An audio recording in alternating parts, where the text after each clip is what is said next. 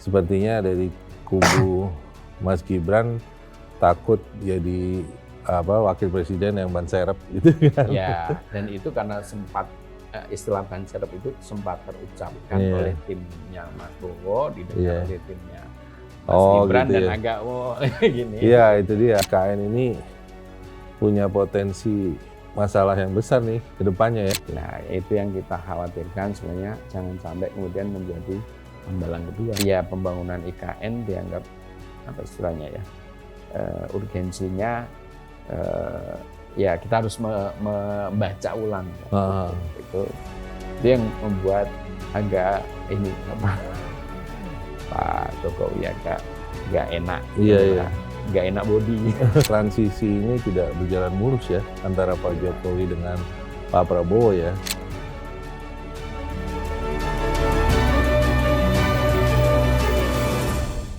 Beli mangga di Kota Pati. Cakep. Makanya sambil berdiri. Cakep. Sebentar lagi pilkada terjadi. Nah, apa langkah yang akan diambil Pak Jokowi? Selamat datang di Cakep, Catatan Kebijakan Publik dan Politik bersama saya, Wisnu Yuwono. Dan saya Hannibal Jayanta. Ya, dalam episode kali ini kita akan membahas situasi politik terakhir. Iya. Dan tentu saja ini merupakan hal yang menarik karena sudah lama kita tidak syuting.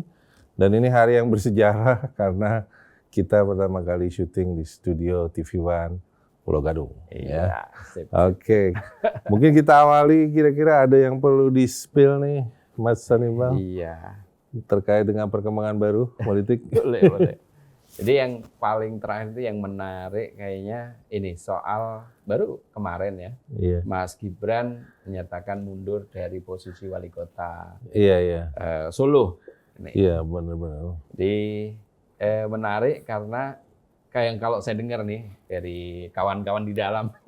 Jadi Mas Gibran sebenarnya masih agak ogah-ogahan lah, agak alot. Karena ini kan sebenarnya kan masih Juli, Agustus, September, Oktober kan baru nanti dilantik. Dulu Pak Jokowi juga kan masih udah agak deket lah baru kemudian beliau mundur dari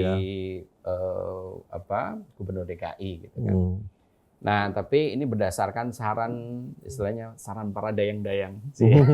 para dayang-dayang itu penasehat, penasehat, juru bicara dan juga dari ibunda tersayang. Lingkarannya Mas Gibran lah ya. Jadi dan diharapkan dengan Mas Gibran itu mundur itu jadi lebih sering diajak konggo sama Mas Bowo gitu kan. Sehingga diharapkan sudah bisa lebih cair, bisa Mas Gibran itu lebih siap untuk menghadapi tugas sebagai wakil presiden. Dan terutama yang diharapkan adalah diajak ngobrol soal bagaimana menyiapkan kabinet, menyiapkan roadmap ke depan pemerintahan Prabowo Gibran. Jadi itu yang kalau cerita ya politik nasional terakhir gitu. Iya. Tapi ada juga yang menarik nih, Mas, yang soal belakangan hari ini Pak Jokowi ini juga lagi agak ya nggak enak hati lah, sewot lah gitu. Iya. Jadi gara-garanya karena ada berapa kali Mas Bowo kan bikin statement yang ya cukup menyentil Pak Jokowi gitu kan. Kayak kemarin pas terakhir itu Mas Bowo ini pidato di depan para perwira remaja. Beliau mengatakan bahwa untuk apa kita membangun rel kereta cepat, jalan tol, kalau seandainya keamanan tidak terjamin gitu. Padahal kan itu legacy Pak Jokowi dong. Ya. Itu kira-kira itu slip of tongue atau ada emang pesan tersembunyi menurut Mas Hannibal?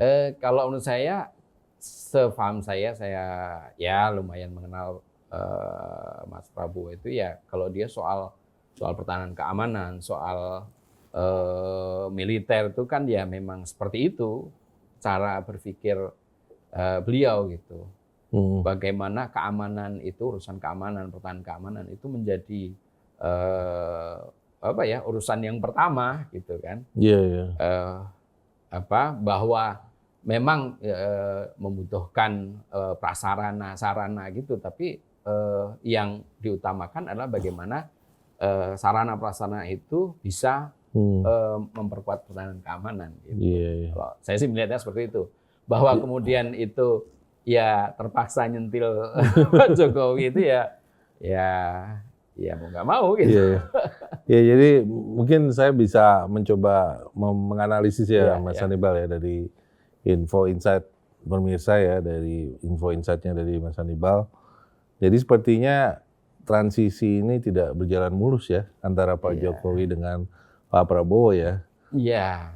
Terutama kan kalau kita lihat tadi kan ada kesan, apalagi pengunduran diri Gibran nih, terus terang kalau bagi saya cukup mengejutkan ya, karena biasanya kan kalaupun mundur itu mungkin biasanya sebulan atau 2 bulan sebelum dilantik gitu kan, dan itu juga formalitas gitu ya.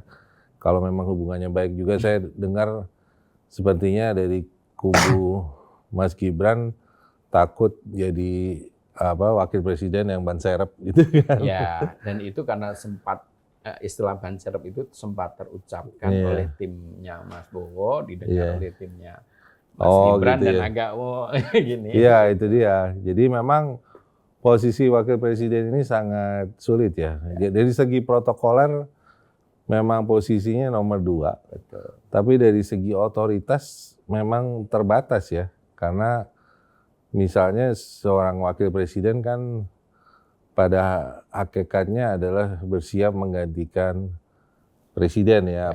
Apabila misalnya ke luar negeri gitu kan, biasanya kan presiden mendelegasikan atau berhalangan sementara ya di undang-undang dasar. Iya, presiden pasti ke luar negeri, apalagi presiden seperti Prabowo yang senang sekali kan berkunjung ke luar negeri gitu. Pasti ada masanya nanti Mas Gibran akan de facto didelegasikan ya untuk memimpin eksekutif di dalam negeri.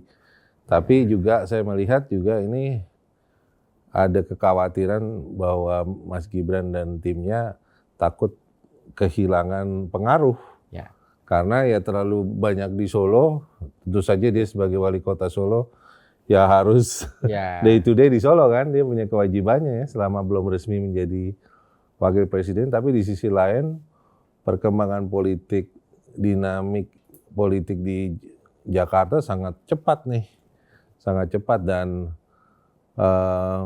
wacana kabinet yang sempat hangat ya soal misalnya menteri pertama gitu kan, Golkar minta 5 menteri gitu, tapi sekarang tiba-tiba redup, hilang. Tidak ada yang membahas gitu kan. Membahas, itu kenapa tuh bisa hilang begitu ya wacananya, padahal kan harusnya semakin hari mendekati pelantikan harusnya semakin panas ya Mas. Nah, ini kalau yang justru yang ini baru tadi saya baru dengar ceritanya itu.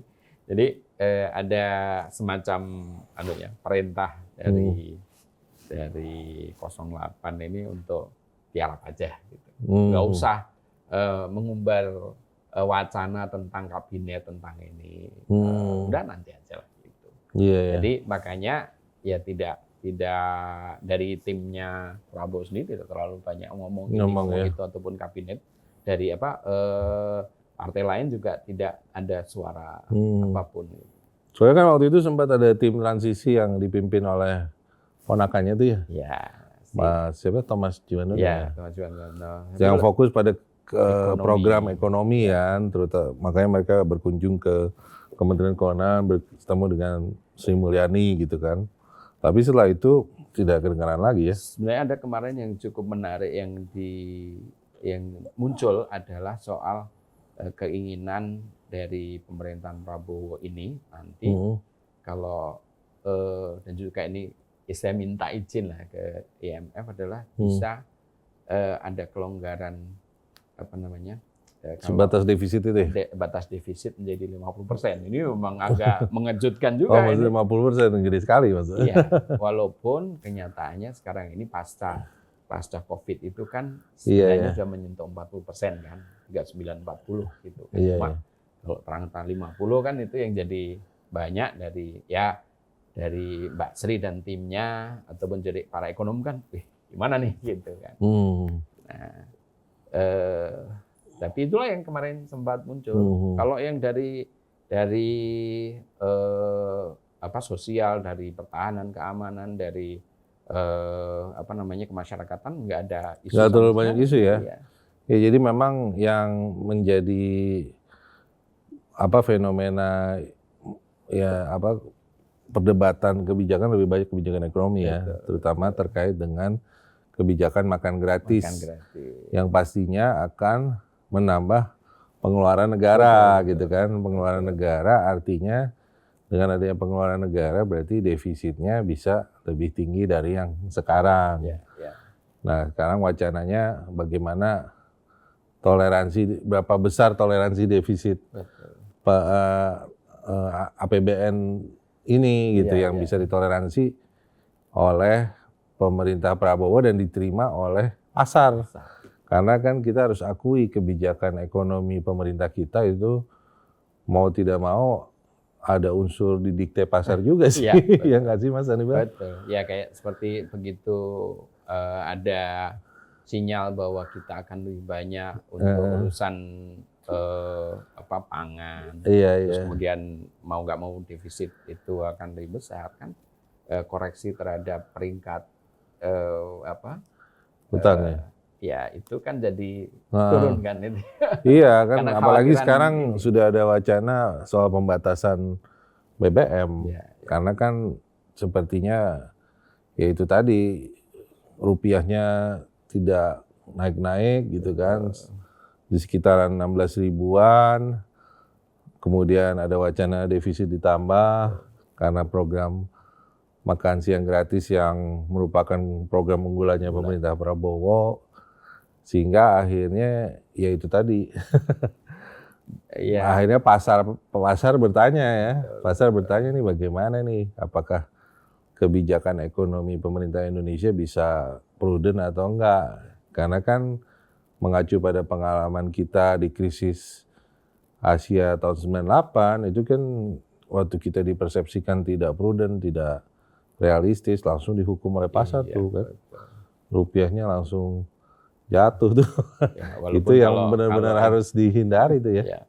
Kalau menurut tim Prabowo kan sebenarnya 98 kan ada faktor dari luar juga kan. Gitu. Tapi ya paling enggak dengan adanya muncul bahwa minta kelonggaran defisit sampai 50% itu kan sesuatu banget itu buat kita ya. Kalau benar ya 50% itu gede banget ya. Saya nggak yakin pasar bisa menerima tuh. Kalau misalnya diminta 50% ya. Jadi mungkin pemerintah Pak Prabowo ini harus hati-hati ya. Di satu sisi ya dia punya program unggulan ya yang sudah dijanjikan kepada rakyat, tapi di sisi lain ya dia harus memperhatikan juga pandangan pasar.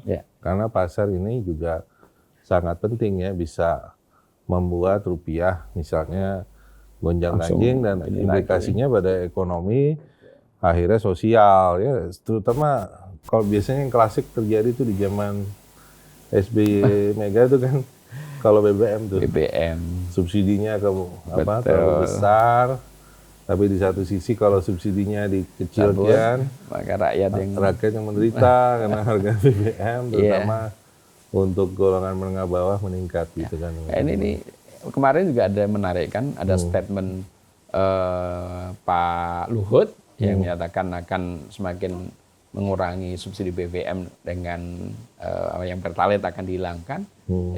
Baru kemarin Pak Jokowi kan mengoreksi. Baru kali ini Pak Luhut dikoreksi ngomong begini, dikoreksi sama Pak Jokowi. Nah, sementara dari tim Prabowo sendiri silent, nggak ada komentar apapun. Iya, dan menarik. Program unggulan Pak Jokowi ini IKN ya. Kita lihat dinamikanya sangat keras nih.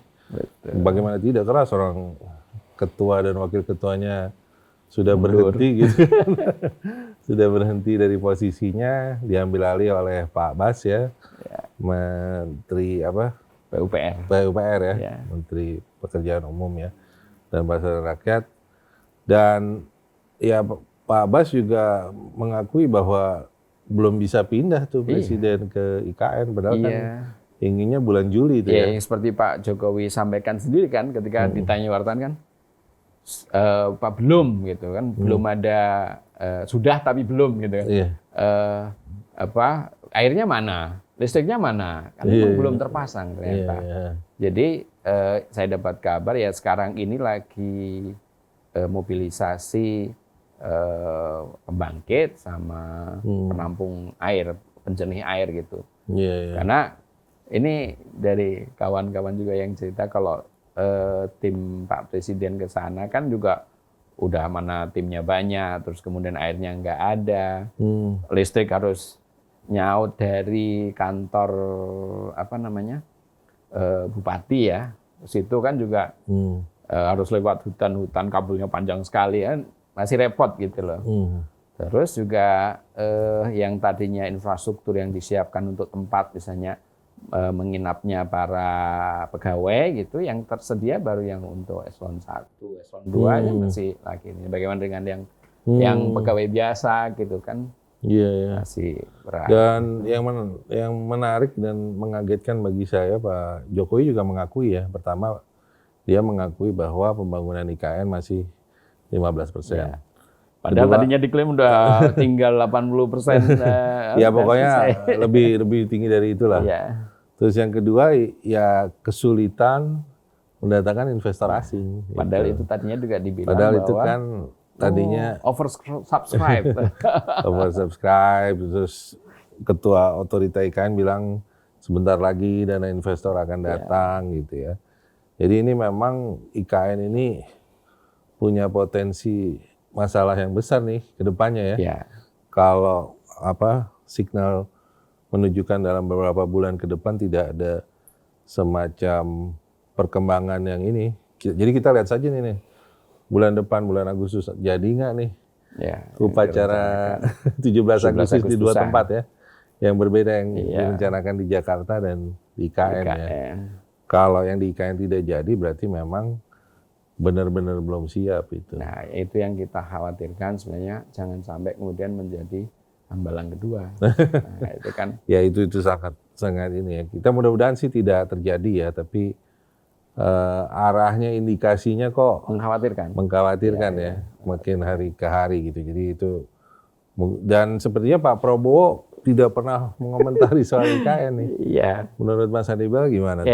Yang saya dengar ya itu tadi, kalau yang statement pertama soal ini IKN yang dari tim Mas Bowo ini kan Pak Sudrajat Dwiandono itu kan, kakak iparnya, dia bilang bahwa lebih urgent untuk biaya makan gratis dibandingkan untuk IKN.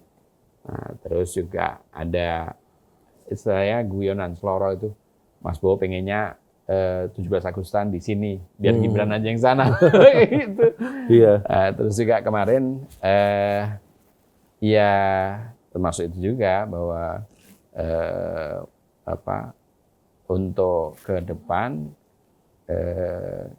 ya pembangunan IKN dianggap istilahnya ya urgensinya ya kita harus membaca ulang ya. Itu yang membuat agak ini Pak Jokowi agak nggak enak, nggak enak body. Ya itu dia, maksud saya sangat mengherankan juga ya bahwa Pak Prabowo itu tidak ada statement apapun ya. Misalnya dia statement yang misalnya membela atau optimis ya bahwa IKN akan terwujud gitu misalnya. Itu kan mungkin bagi Pak Jokowi bisa lebih menenangkan beliau gitu ya. Tapi mungkin ya kita nggak tahu, ini sepertinya Pak Prabowo makin kesini makin menunjukkan ketidakantusiasannya ya terhadap program IKN ini gitu. Dan saya khawatir ini berimplikasi pada hubungan Pak Prabowo dengan Jokowi ke depannya, karena kan political stabilitas fundamental yang dibangun kan pada dasarnya rencananya karena rukunnya Pak Jokowi dan Pak Prabowo. Tapi untuk hal-hal isu besar ini sepertinya kok makin lama makin ini gitu ya. Ini ya saya dengar dari kawan-kawan nih soal ya hubungan antara Mas Bowo dengan Pak Jokowi ini yang orang melihatnya kok agak gimana gitu, agak hangat gitu. Kadang-kadang kelihatan dekat, kadang-kadang kok statement seperti ini. Jadi beberapa kali sebenarnya Pak Jokowi itu mengingatkan di kalangan orang dekatnya, saya ini gini-gini ini masih presiden loh. Itu nggak cuma sekali. Jadi, mereka kemudian membacanya, wah ini apakah apa ya, mungkin orang yang sudah mau selesai masa jabatan terus kemudian ingin, kan ini tinggal berapa, 3 bulan kan, bahwa selama 3 bulan ini ya beliau masih presiden. Iya. Tapi apakah kemudian berdampak yang hubungan yang tidak harmonis, ya kita harapkan sih sebenarnya enggak gitu ya. Iya. Walaupun ya ada macam-macam rumor, tapi ya harapannya sih jangan kemudian terjadi hal-hal yang ya semakin buruk, jangan. Iya. Ya soalnya juga Mas Hannibal dan pemirsa ya, ini kan pemerintahan ini juga tentu saja hubungan Pak Jokowi dan Pak Prabowo sangat penting ya untuk kestabilan politik.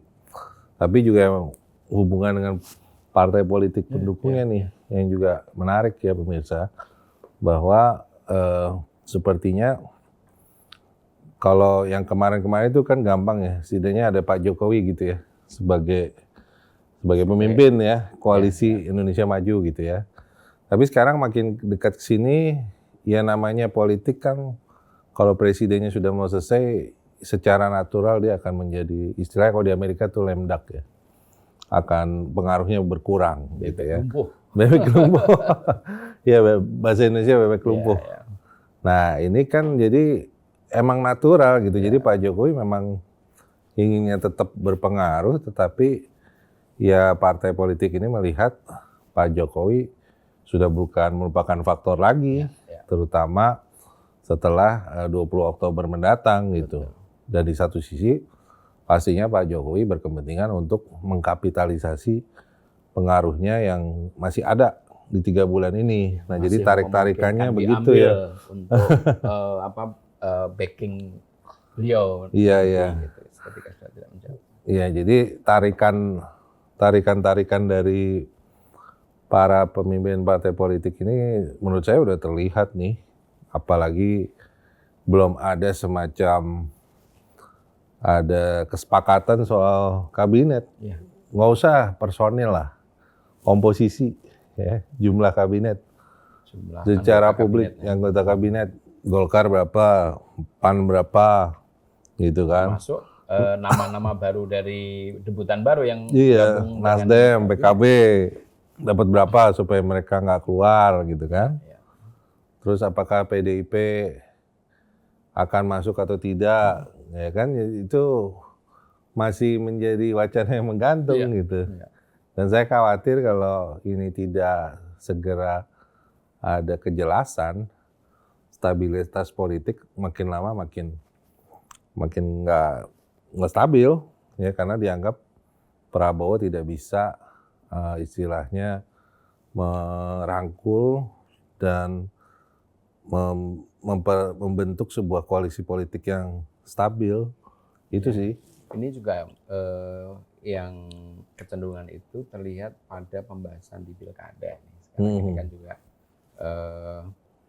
ada kesan bahwa ya Gerindra ingin menguji kesetiaan para anggota koalisinya kan, dengan pilihan-pilihan orang yang diminta untuk maju gitu kan. Sepertinya Bang Ridwan Kamil gitu kan, sempat disebut oleh Gerindra, oleh Pak Dasko untuk Jakarta saja gitu kan.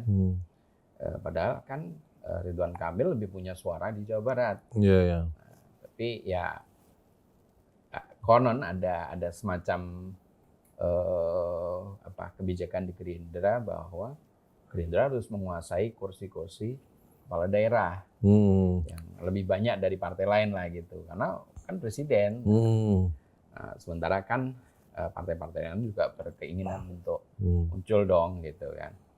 Nah ini yang kemudian faktor Jakarta ini kan juga Menurut Ketua Umum Partai Golkar, ada nama Erlangga Kaisang yang Hartarto, juga disebut di keputusan Jakarta, ini tapi ada juga dilakukan nama pada Kaisang akhir disebut di bulan Agustus Jawa Tengah gitu. Khusus Kaisang sama Pasca sudah siapa? disiapkan sebagai calon Kemarin wakil Golkar gubernur katanya daerah sempat khusus Jakarta, Bella Kaisang menyorongkan mengarah jadi maju dengan dalam pilkada sebagai calon gubernur. Yusuf Hamka gitu kan. Iya. Tapi belakangan dikoreksi wah kurang ini kalau Iya, iya. elektabilitasnya. PSI Gitu. tersebut Ya. akan berlaku. Sebenarnya kalau dari sisi koalisi pemerintah ini kan bagaimana supaya ya bisa membendung Anies lah kalau dia maju benar di Jakarta gitu. Maju benar berarti Mas Hannibal belum yakin Mas Anies akan maju. Ya tergantung pada seberapa banyak dukungannya kan. Kalau gitu kalau ya. cuma PKS saja kan nggak bisa. Iya. Atau PKS dengan Nasdem juga masih kurang. Gimana dengan PKB? Gitu. Iya, iya. Atau yang kemudian sempat rame PDI masuk ke situ itu akan sangat menarik. Itu. Iya, iya. Nah, jadi kan memang ada wacana gimana caranya Mas Anies itu ya dipersulit untuk maju di Jakarta gitu. Iya, iya. Macam itu dan tawaran-tawaran dari sana dari sini untuk itu. Iya, jadi memang Mas Hannibal dan pemirsa ya kita lihat idealnya pasti koalisi Indonesia Maju ingin koalisinya bisa diturunkan Ya. di level pilkada ya dari pemerintah tingkat 1, pemerintah tingkat 2 gitu. Ya. Tapi ternyata prakteknya tidak mudah. Ya, Dan yang karena menarik kita lagi lihat, nih Mas, untuk pilkada ini di beberapa daerah itu ada kecenderungan bahwa sebenarnya yang calon yang maju agak sulit ditemukan. Iya, iya. Oke. Jadi terutama di tingkat 2 karena semua kan sekarang paham bahwa untuk maju pilkada kabupaten di tingkat kabupaten wali kota dan tingkat 1 itu kan biayanya sangat besar, logistik untuk itu kan udah ngalah-ngalahin ini semua. Jadi kayak ada keraguan atau tidak berani melangkah karena faktor logistik. Iya, iya. Sehingga kemudian bahkan memang ada beberapa daerah kan yang sudah muncul, terutama yang tingkat 1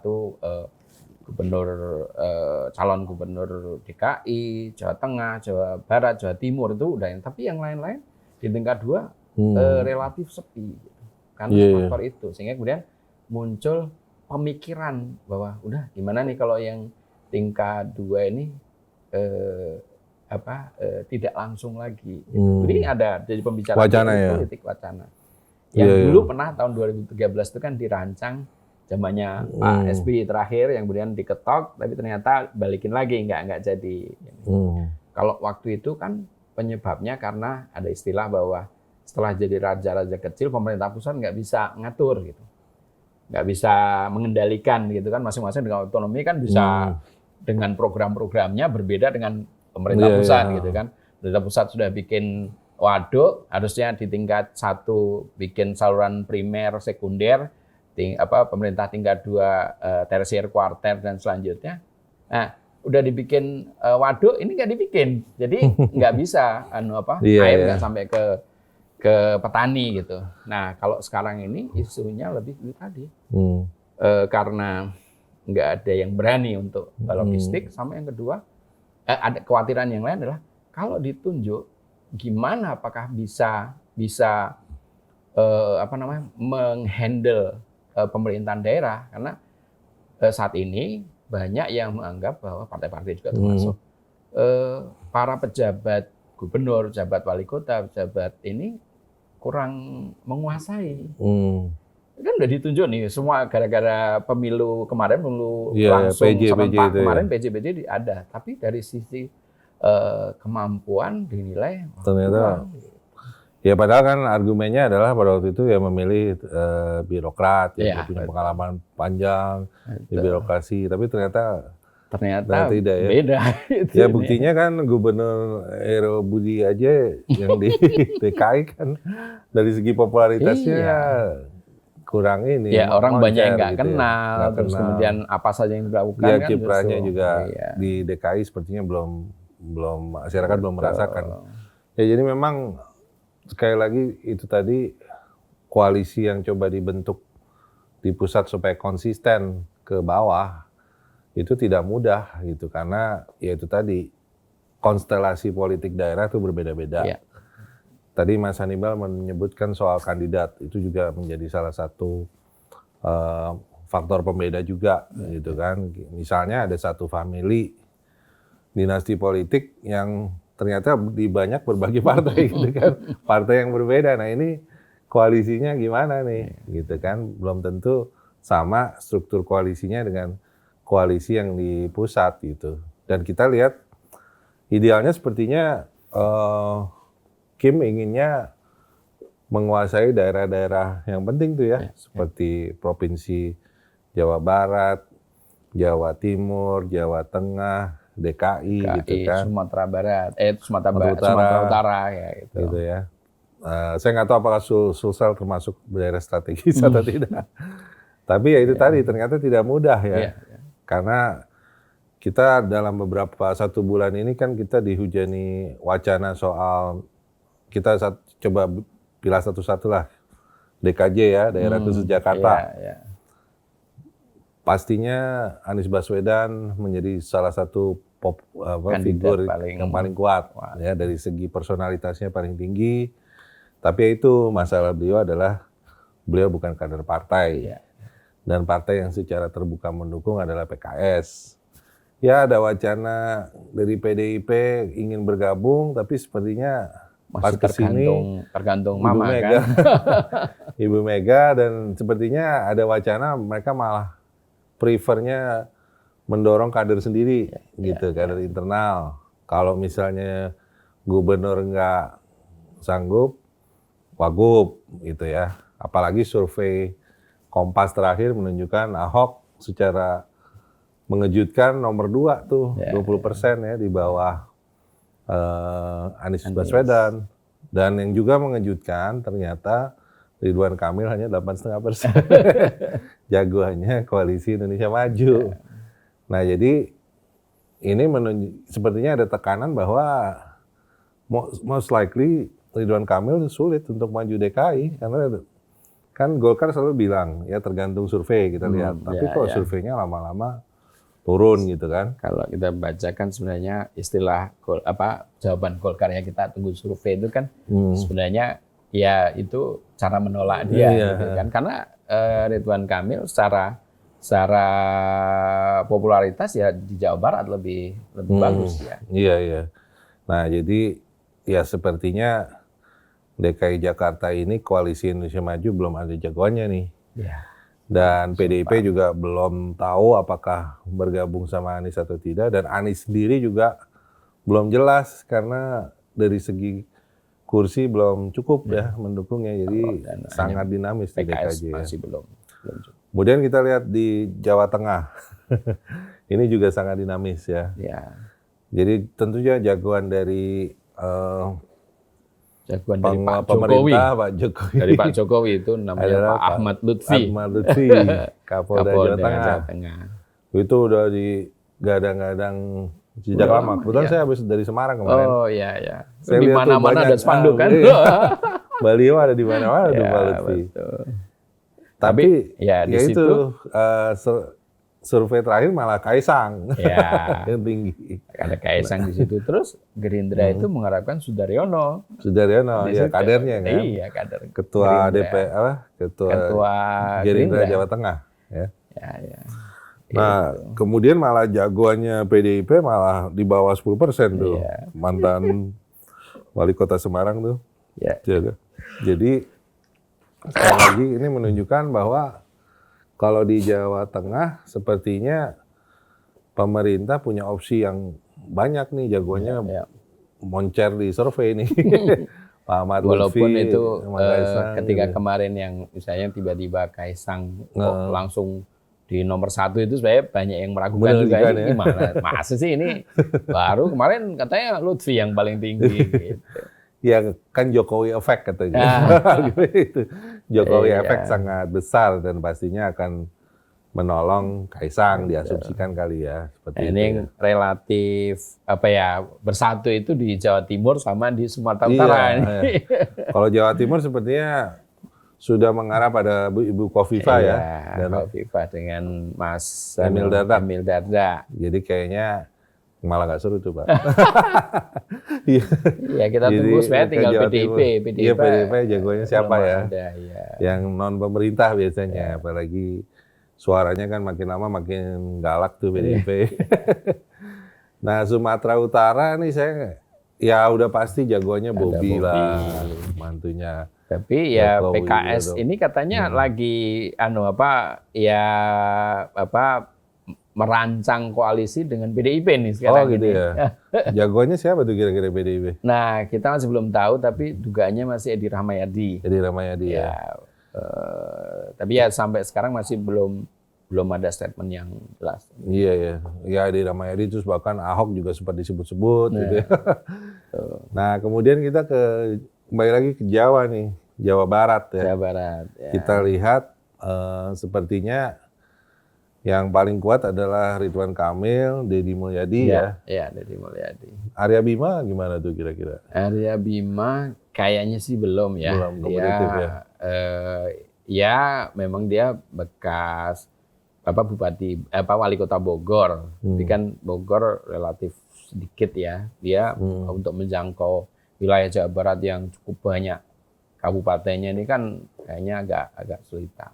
Iya ya. Itu. Ya saya rasa sih kalau saya jadi Pak Emil ya realistik nih emang harusnya di Jawa Barat supaya aman, supaya menambah napas politiknya, karena kan beliau juga pasti ingin punya term politik yang lebih dari 2024 ini gitu. Dia pasti punya agenda di 2029 atau jadi wapres atau jadi Menko atau bagaimana. Belum lagi nanti ada wacana kabinet kan. Jadi saya rasa sih lebih aman bagi Golkar dan Ridwan Kamil untuk tetap di Jawa Barat gitu. Tapi pastinya Gerindra tidak ingin ya hal itu terjadi, karena tadi seperti yang Mas Hannibal bilang kan Gerindra punya ego ya sebagai partainya presiden terpilih, seyogianya Gerindra menguasai kursi-kursi penting di pilkada gitu. Gubernur dan tapi bupati wali kota. Realita politiknya Gerindra kan hanya nomor 3. Itu realita politiknya yang membuat akhirnya Gerindra sulit gitu ya. Jadi walaupun punya presiden tapi pemerintahnya nomor 3. Jadi saya mengingatkan saya di zaman SBY sih. Partai Demokrat kan nomor berapa tuh saya lupa tuh. Cuma dapat 7% kan. 7%. Sedangkan yang partainya itu waktu yang pertama Golkar, ya. Pertama ya. Ya mungkin nggak selemah SBY periode pertama ya, tapi pastinya menyulitkan lah selama bukan nomor 1 kan. Jadi itu yang dihadapi oleh Pak Prabowo nih semakin mendekati 20 Oktober dan pilkada langsung, apalagi Agustus sudah harus kandidat secara semuanya final ya. Udah final ya. Sudah final. Nah ini pastinya Pak Jokowi juga melakukan penekanan akhir nih. Mumpung dia termasuk juga masih menjadi untuk presiden, bagaimana bisa dalam tanda kutip menguasai partai-partai yang beliau harapkan kan. Seperti misalnya kalau seandainya ini rencana misalnya di Golkar ada munas luar biasa bercepatan gitu, itu kan konon skenarionya adalah menjadikan Pak Jokowi sebagai ketua Dewan Pembina. Seperti zaman Pak Harto dulu, tapi dengan kekuasaan yang seperti Pak Harto, bukan ketua Dewan Pembina yang ada sekarang ini yang ya formalitas sebagai bini sepuh gitu. Tapi bisa mengatur. Nah, kalau itu terjadi, ya berarti Pak Jokowi punya power. Pasca dia tidak menjabat lagi sebagai presiden. Tapi kalau tidak berhasil, ya berarti sudah selesai. Dia tidak punya kekuatan. Tapi secara realistik kayaknya menurut saya sulit ya Mas. Karena ya maksudnya dari segi Golkar itu kan vaksinnya banyak. Dan Pak Jokowi kan orang luar sekali. Dia nggak pernah jadi kader. dia belum pernah jadi pengurus gitu kan. Jadi Dan tiba-tiba jadi ketua Dewan Pembina, saya nggak membayangkannya resistensinya tuh pasti ya, sangat besar ya di lingkungan Golkar. Jadi Golkar punya aturan yang lebih rigid dibandingkan partai-partai lain kan. iya, seperti PDIP lah. Ya. Biasanya kalau partai besar tuh SOP-nya udah kuat tuh. Sehingga nggak bisa ada kader dari mana luar tiba-tiba langsung jadi ketua gitu. Apalagi ketua umum gitu. Iya. Iya, jadi saya rasa sih yang paling realistik Pak Jokowi berkiprah di politik secara langsung ya kalau melalui partai ya PSI sih. Karena anaknya ketua umum ya. Dan ya itu partai yang satu visi, katanya kan mengadvokasi Jokowisme, ideologinya ideologi Jokowisme gitu ya. Jadi itu kan udah benar-benar di atas kertas bisa Pak Jokowi istilahnya kontrol gitu. Dari sisi kekuatannya ya tidak sampai electoral threshold kan. Nah itu dia yang menjadi masalah. Jadi memang Pak Jokowi ini sulit, skenario post presidensinya sulit kita tebak nih. Karena kan kita lihat juga perkembangan kalau di lembaga negara pemerintah kan ini ada upaya merevisi One Team Press menjadi Dewan Pertimbangan Agung. Balikin ke istilah lama. Istilahnya lama, tapi sebenarnya secara otoritas tetap seperti One Team Press sih. Karena kan kalau Dewan Pertimbangan Agung yang dulu itu disebut dalam konstitusi. Sedangkan kalau yang sekarang kan harus melalui undang-undang. Kalau melalui undang-undang kan pasti di bawah pemerintah gitu. Saya rasa sudah banyak nih yang didiskusikan untuk episode ini, Mas Hannibal. Iya. Baik pemirsa, saya rasa kita cukupkan untuk episode Cakep kali ini. Jangan lupa untuk subscribe ya di channel YouTube TV One News. Dan terus ikuti episode berikutnya dari kami. Sampai jumpa di episode berikutnya. Sampai jumpa. Sampai jumpa. Sampai jumpa.